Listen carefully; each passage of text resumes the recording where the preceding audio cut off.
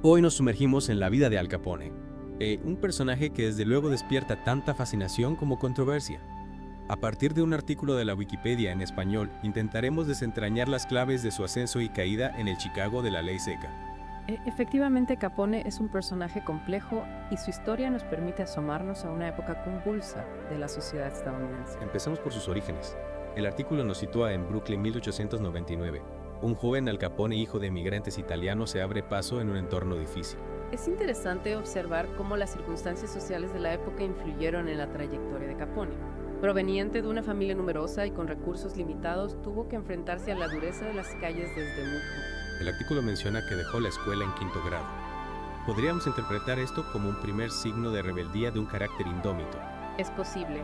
Algunos autores sugieren que ya en su infancia mostraba una inclinación hacia la transgresión de las normas, lo que le llevó a abandonar el sistema educativo de forma prematura. Y es en ese momento cuando entra en contacto con el mundo de Lampa a través de Johnny Torrio, un personaje que marcará su destino. Exacto. Torrio, un gángster experimentado, se convierte en una especie de mentor para Capone, introduciéndole en los entresijos del crimen organizado. El artículo describe a Torrio como una figura paterna dentro del mundo criminal. ¿Crees que Capone buscaba en él una guía que no encontraba en su entorno familiar? Es una posibilidad que algunos expertos han planteado. La figura de Torrio, con su experiencia y su conocimiento del submundo, pudo resultar atractiva para un joven Capone en busca de un referente.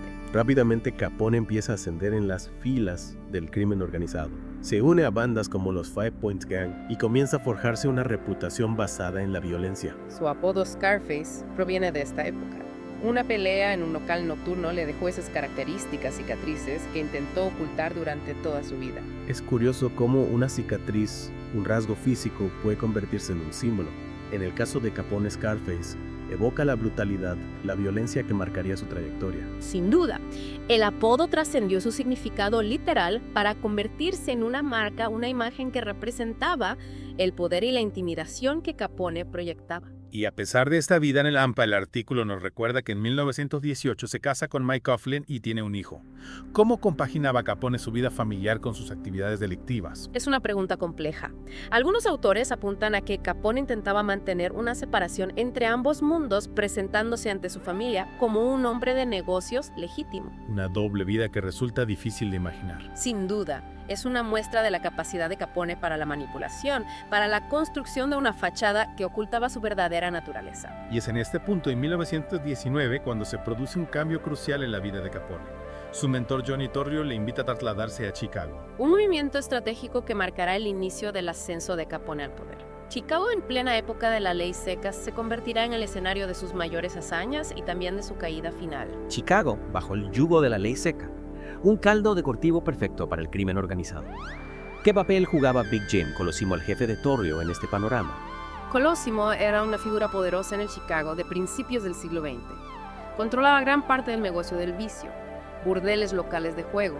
Era un hombre de la vieja escuela con un enfoque más tradicional del crimen organizado. Y la llegada de la ley seca, ¿cómo afectó a su imperio?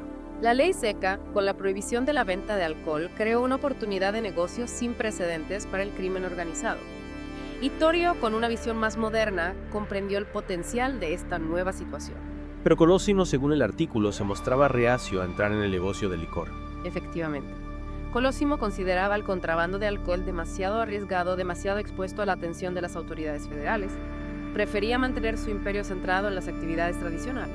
Un choque de visiones que tuvo consecuencias fatales para Colosimo.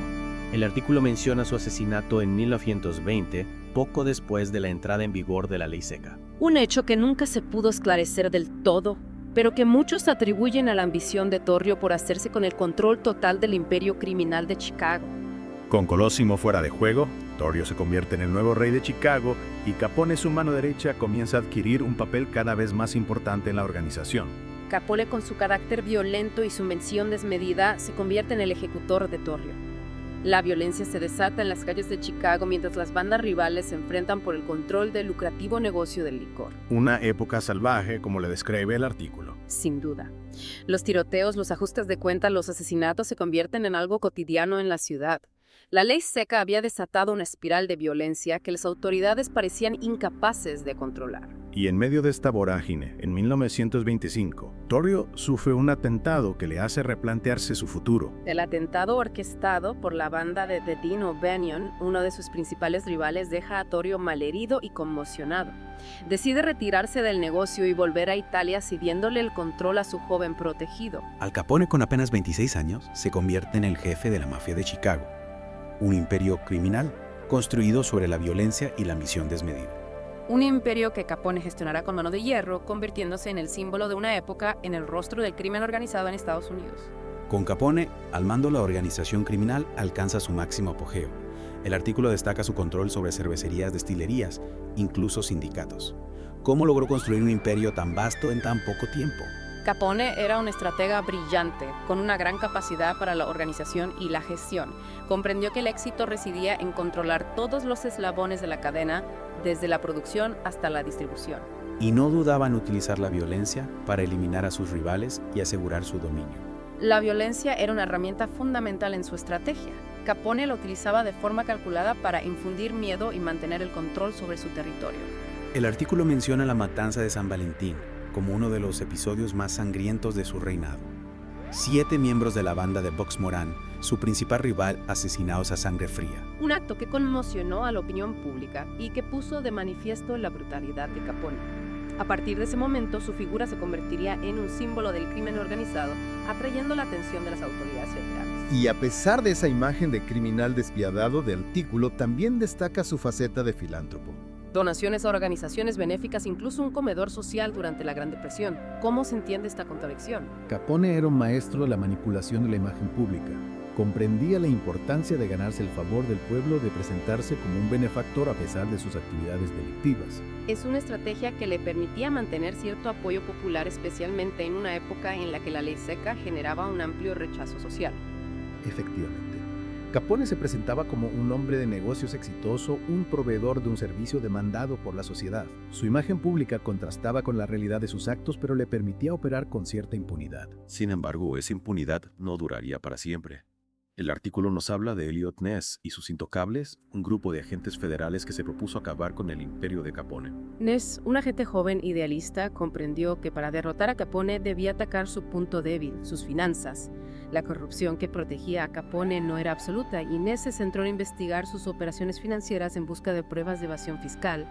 Una estrategia arriesgada teniendo en cuenta la red de contactos de Capone dentro del sistema judicial y policial. Sí, pero Ness se rodeó de un equipo de agentes incorruptibles, los Intocables, y logró recabar pruebas suficientes para acusar a Capone de evasión fiscal. Una acusación que a priori puede parecer menor en comparación con los crímenes violentos que se le atribuían a Capone. Sin embargo, la evasión fiscal era un delito federal que permitía a las autoridades federales intervenir y procesar a Capone con mayor contundencia.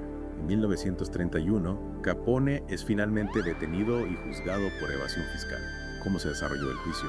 El juicio fue un acontecimiento mediático seguido con atención por todo el país. Capone, confiado en sus contactos y en su capacidad de influir en el jurado, se mostró desafiante durante el proceso. Pero Ness y su equipo habían tejido una red de pruebas irrefutable. Efectivamente.